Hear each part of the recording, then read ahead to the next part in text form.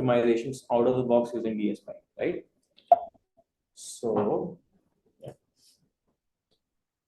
Cool. So just quickly about us, Pype is a platform. It's a tool which you can use for improving your agents continuously. It integrates with your agent's data. It runs its own evaluations. It helps you annotate the data, and then continuously based on the feedback, on model feedback and human-based feedback, it can keep your agents running at an optimal accuracy, right? Now today, the speakers will be me. I'm Ashish. I'm the CTO at Pype, and we have DSPy. She's a founding engineer, right? Now, quickly jumping into what DSPy has actually pulled off. DSPy is, you can say, they have removed the prompting word from the dictionary and they've replaced it with programming. So they've introduced programming constructs, right? In previously, something which was like a natural language prompting kind of a thing where people will write in natural language, right? They've replaced it completely with a very nice programming construct, right? I'll show you that. So what they've done essentially is they've replaced prompts with programs. Then they have also built inherently, they have built evaluations which you can run on the prompts. And then instead of reprompting or reprompt engineering, they have replaced it with optimizers, right? So what you have to do is you have to just tell what work you want to get it done from an agent. That gets converted to a program. It runs its own evaluations, and then you don't have to keep changing the prompt. It can optimize for you. Now, DSPy as Ashish, sorry to interrupt, but could you please highlight like what was the need for DSPy? Like why did we think of trying DSPy? What kind of problem? So let's say if earlier, if you would have tried to do something very similar with, let's say, OpenAI API providers or through LangChain, right? You would have to write the prompts, save it somewhere, keep those prompts intact, right? What DSPy has done, DSPy has completely abstracted that layer. So now you just have to tell what you want to achieve from an agent. It itself writes the prompts for you, right? And it runs its own evaluation so that it gives you the prompt at the end, which is performing the best on your data set. So now as a developer, you don't have to worry about the textual based prompts and other things, right? So that's where they've abstracted the entire prompting efforts that we would have to put earlier. Now, one very interesting parallel that DSPy draws is from PyTorch itself.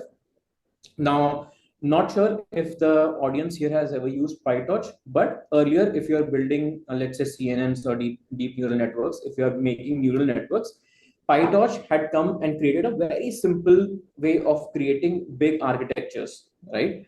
So first, you have to define layers, right? So any neural network would have multiple layers of neurons, right? So you would make these you would make these layers, and then there would be a forward pass, which would essentially say programmatically how each of these layers is related to each other. Something very similar is what DSPy has done. Now, if you see, this is a very complex multi-hop Q&A agent, which has been just coded in this set of lines that you see here, right? It has a RAG in itself. Like if you have built any agents, you would know that drawing context, usually we call it as RAG, right? So you can use RAGs, you can use you can build multiple agents, you can define these agents here, and then you can call them programmatically, like however the program you want to be, in a very simple forward pass. Now this entire thing becomes a module for you, right? So now, for example, here, if you see, this in itself is the entire prompt, right? And what very interesting thing that DSPy has done, it has completely removed you to write all these heavy prompts, everything. You can just say that I want to use context. I'm giving a question. I want a query. You just write that, right? And you can say it should be a chain of thought prompting. Behind the scenes, it will create a very meticulous way of writing the prompts in a very detailed way. It will understand that it has to, where it has to take the context from, why it has to take the context from, and then what is my input and what is my output. Another interesting thing is just by defining the signature question to query, you are telling DSPy that question is my input field and query is my output field.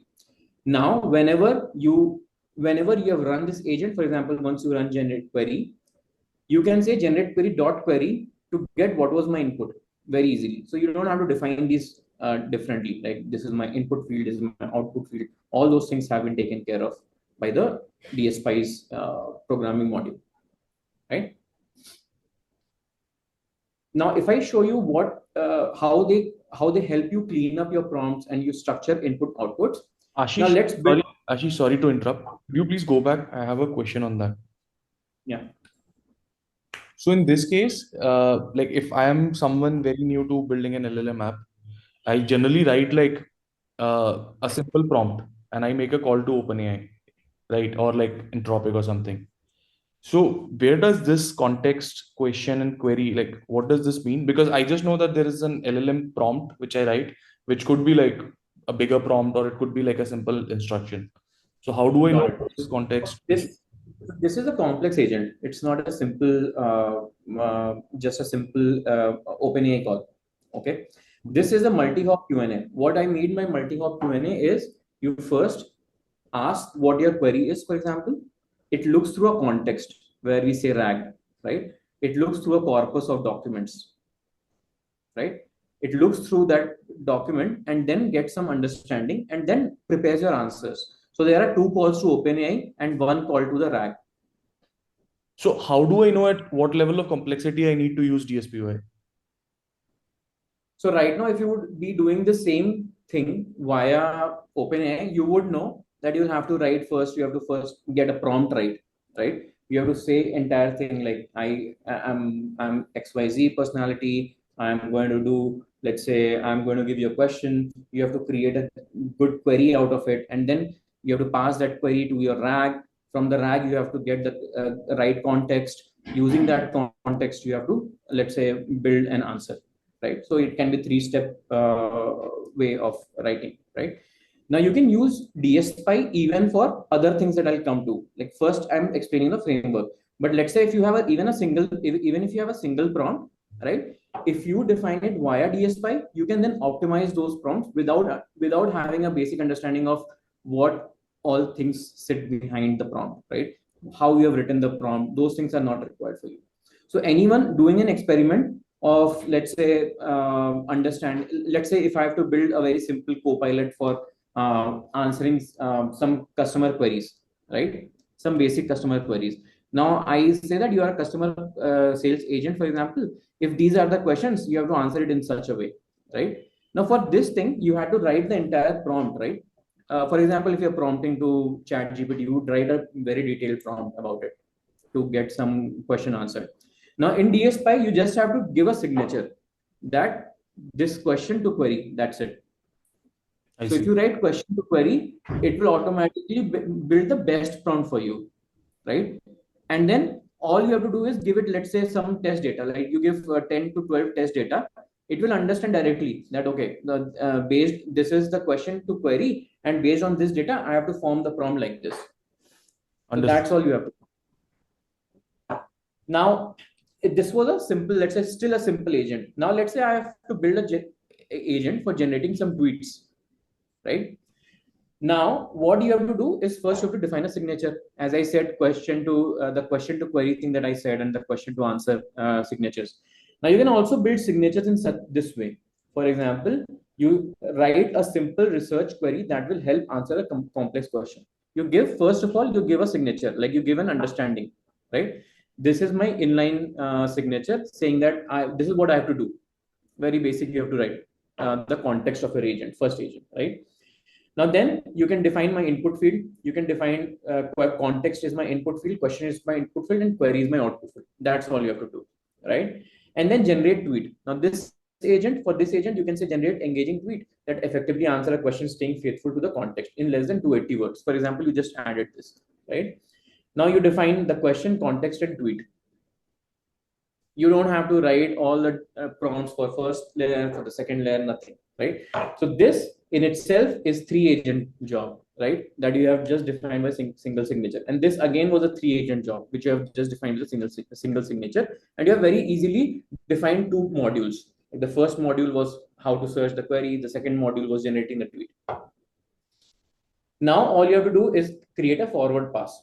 Forward pass is how this agent is basically programmatically working. You can say every time you go to the context, you search the context 2 times. First, do a first pass, then do again a second pass, and then from these 2 pass, whatever understanding you have taken, summarize that. Right?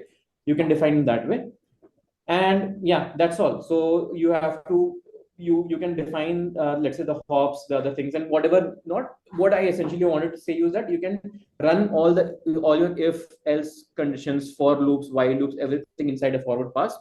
As complex as your agent becomes, becomes very simple to address them via DSPy. Now let me tell you a very interesting thing about the DSPy compiler, right? Now, this is the main thing that they have added. Now, I told you that first you define a simple signature. The simple signature can be query to question to query, for example, right? Now, internally, what they have done, their compilers, they have themselves written big, elaborate prompts, right? Now, these prompts convert your signature to your optimal signature that should be required, right? And DSPy compiler is a very interesting thing because now you don't have to worry about, let's say, tomorrow you have to shift everything from, let's say, OpenAI to Anthropic, right? You just have to change the models and recompile. That's all you have to do. It will automatically compile based on whatever input signature you had given. It will create its own best prompt for Anthropic, right? So the migration becomes very simple. Any questions here? I think you're muted too. I'll wait for anyone else if they have any question. I have one question though. Ashish, I have a question. Like whenever DSPy is used, how it's understanding the context of the use case? What I understand as of now, DSPy is very generic, right? So if we have to fit this module, like how it will understand the context, is it like some global context which it's fetching or? Exactly. You're right. This is what I'm showing here. So basic generation instruction that you see, okay, this one is the global prompt that they have written behind the scenes to compile the initial signature that you gave. But one very interesting that they are not shown here, what they do also is they generate, let's say, 10 to 12 candidates of these, right? Based, let's say you gave a very simple signature, okay, question to query. Now, based on that question to query, they pass this through this prompt. Let's say you are an instruction optimizer for language models. I'll give you a signature of fields in English. Your task to propose an instruction that will lead a good language model to perform the task well. Don't be afraid to be creative. They've added this tip here, right? Now, what they do, they generate, let's say, 10 to 12 candidates of this, right? And they evaluate those candidates on your data set. That's how they get all the context related to your data, related to the work that you're doing. So just before using DSPy for question and answer, this has to be trained and evaluated, that particular. You have to, everything is done by DSPy itself. You just have to give a training set to it. And they also give you a generation. You can also generate your training sets through DSPy. Understood. Basically, you're talking about that knowledge data source which we can feed and evaluate this model, like how it's working. Yeah, you can give knowledge source also. Yes. Okay. One more thing that also I was telling Prashant was this: like if you go to the previous slide, here if you see, if you want to add more context, you can also give these inline comments. They are automatically considered as context for your agents. Understood. Right? So let's say if something, for example, here I gave some context about generating tweets, right? I said you have to engaging tweets you have to generate, and you have to be faithful to the context, and it should be less than 280 characters and no hashtags, right? So some context you can give from here, some context you will take from your data, and some context it will take from your signatures that you define.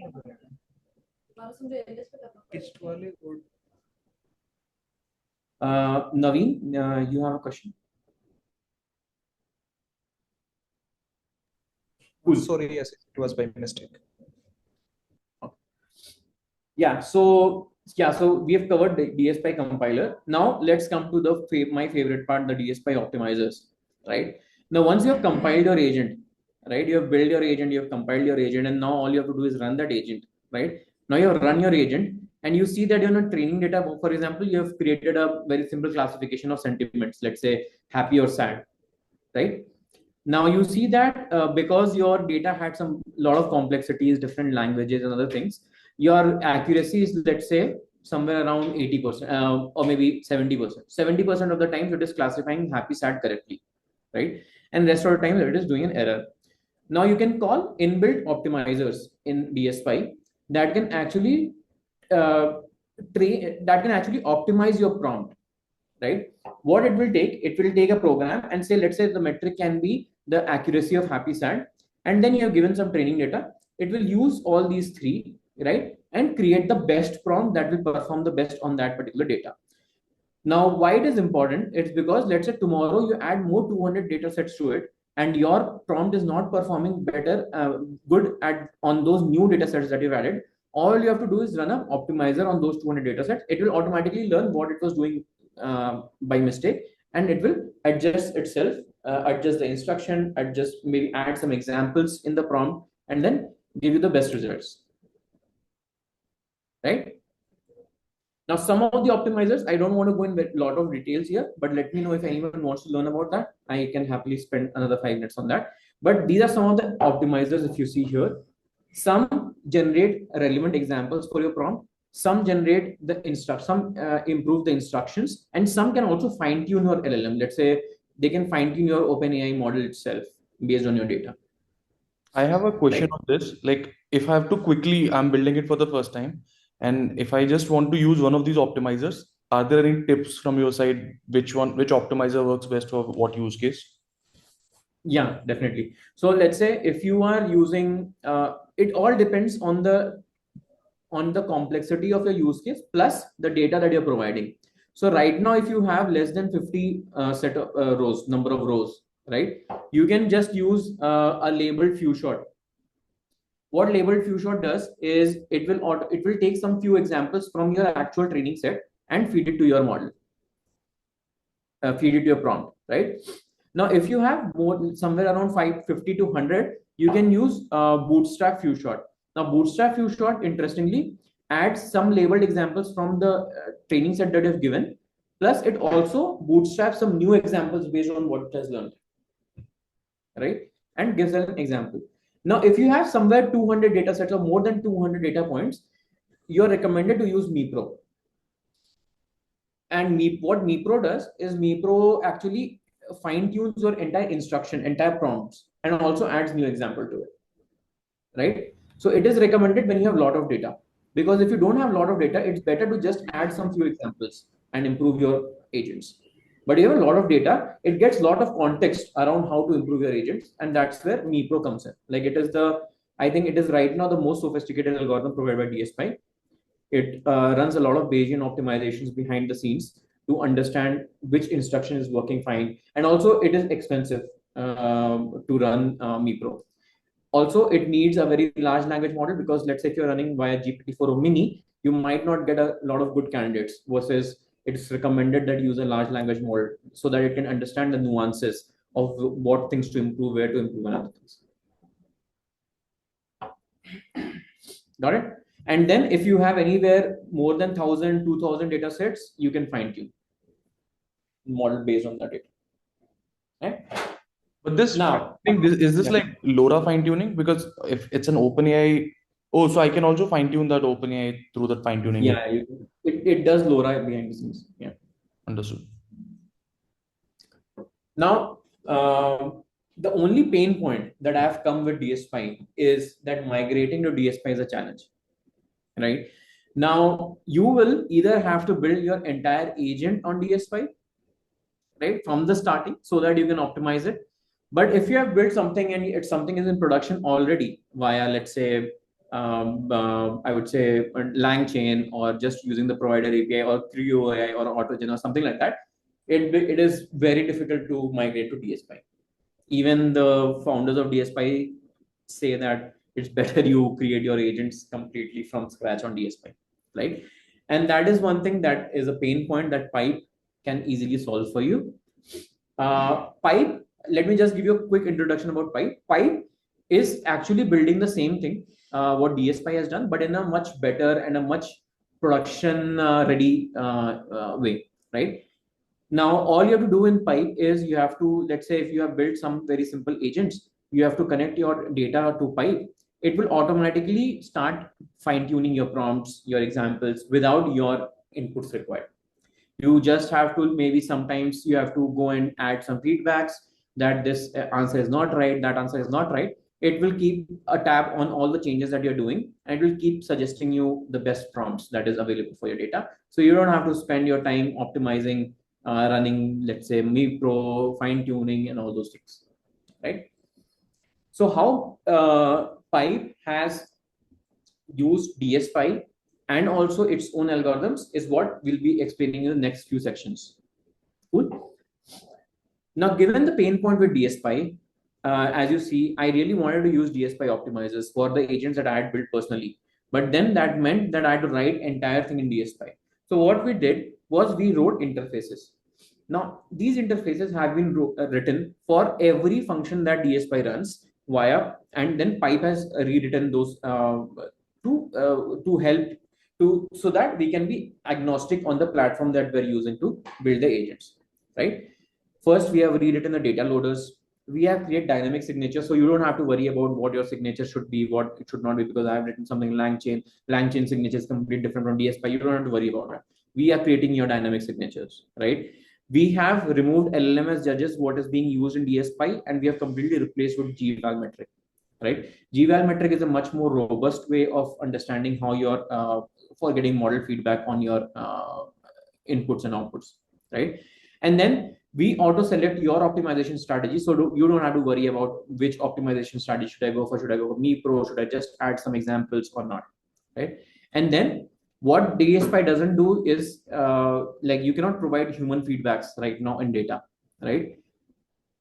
Pype takes your human feedbacks, whatever you have given, and also integrates those with DSPy and other algorithms that we have written ourselves in-house, right?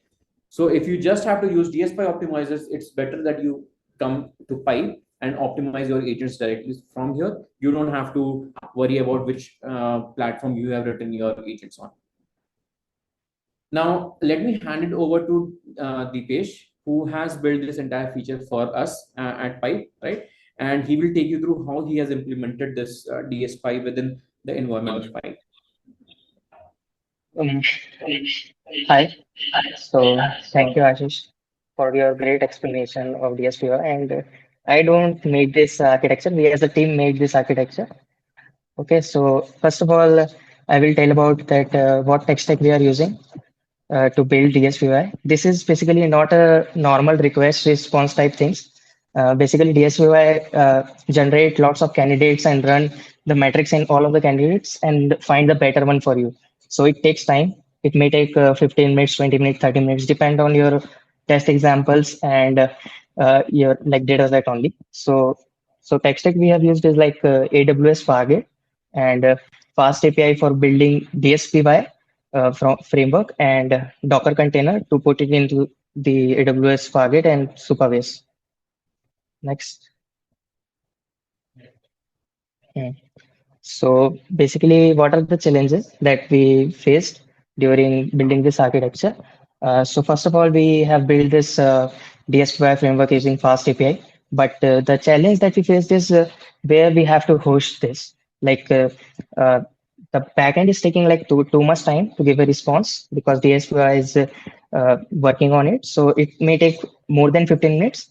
But first of all, we are like thought of using AWS Lambda, but its maximum timeout is like 15 minutes, around 15 minutes only. So after that, we thought of what architecture we should use. So we switched to AWS Fargate, which is a like serverless computation. When you make a request, then it will compute it and it will give you to the like response later on. Like we save the result on Supabase and you have to pull that result from the Supabase. And the second one is how to like generate the dynamic signature.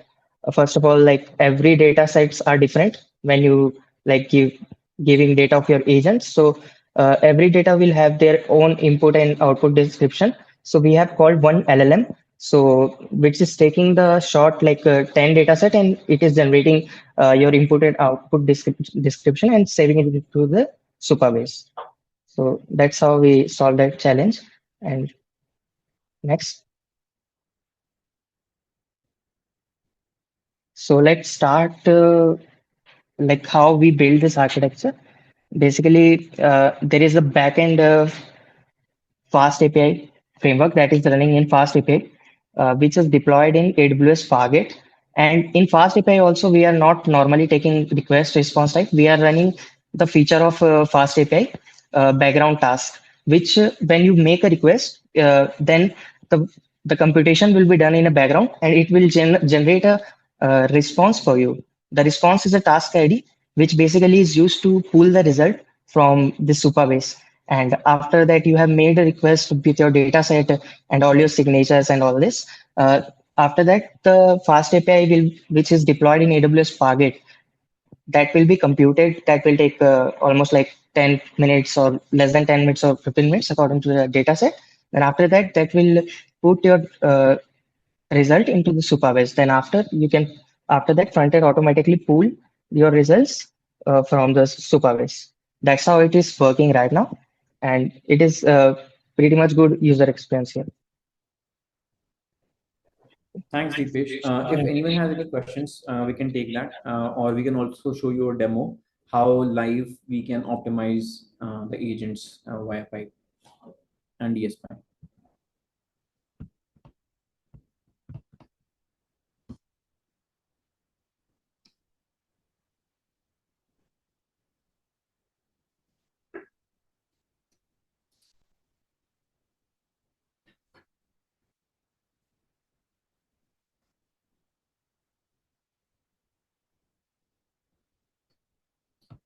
Cool. I think Prashant has a question. Okay. So you mentioned that optimizers are selected based on dataset size. Is there any strategy for evaluating them? Yeah. So Prashant, basically what you should ideally do is just like any other machine learning optimization, you have to use different parameters and then see what works best for your use case. So that can be one way that you can do that. But otherwise, here inside Pype, we do it automatically for you. Like we know what best configuration should be for a particular use case. Okay. So now here, let me show you, for example, what you can do via Pype. So let's say if you have any agent, right now it's a hate speech detector, right? So this is the prompt that you had written. Let's say someone has written, right? A very simple prompt. You can also generate it via Pype itself.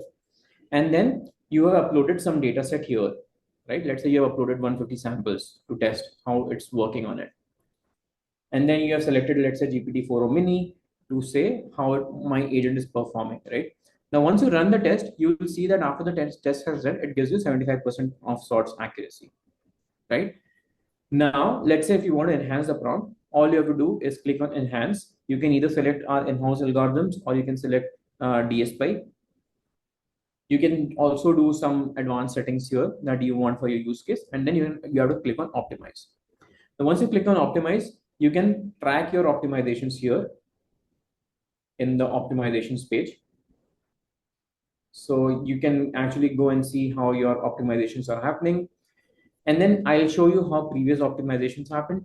You can look at different instructions. You can also compare your instructions with previous versions, and you get a clear diff of what things your agent has improved, right? So let's say this was my initial prompt. It clearly shows you what things with DSPy it has entered. For example, you can see it changed this entirely, right? The instruction was changed entirely.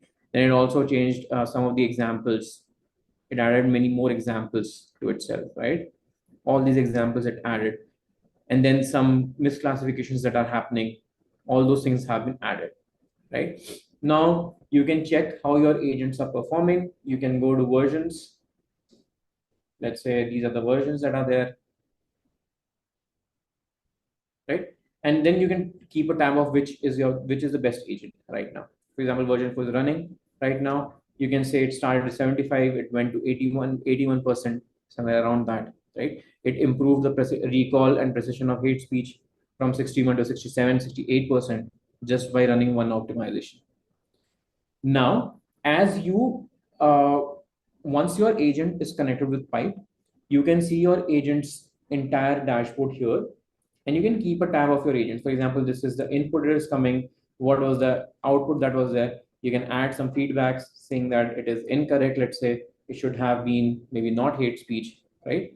And once you have added these feedbacks, you'll keep getting insights like violent score insights, political content insight, face palm scores.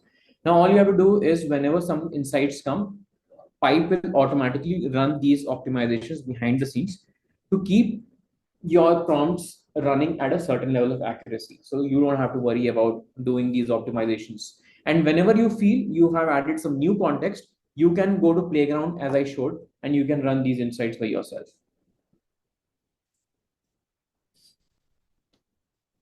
Right. Yeah, happy to take any questions on Pype or on DSPy or anything.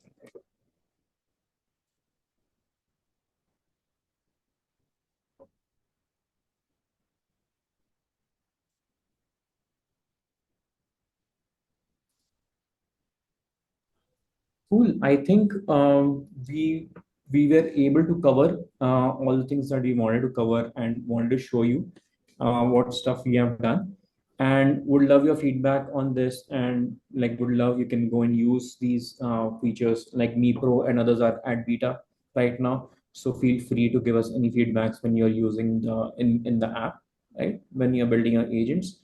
Yeah. And just to conclude, And you can like reach out to me on LinkedIn on any questions that you have on DSPy or Pype.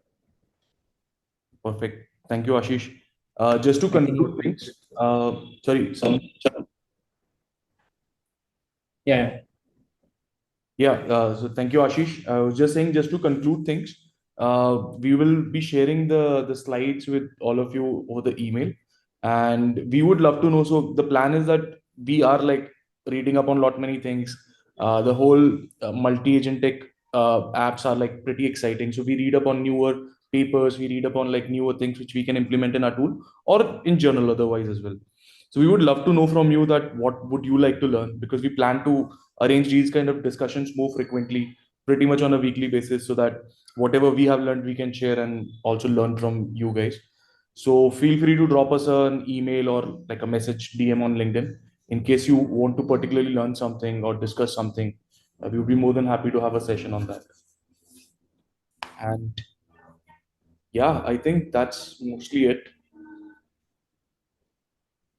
Cool. Cool. Thanks, Guys. folks. Thank you for attending the session. Thank you. Bye. Bye bye.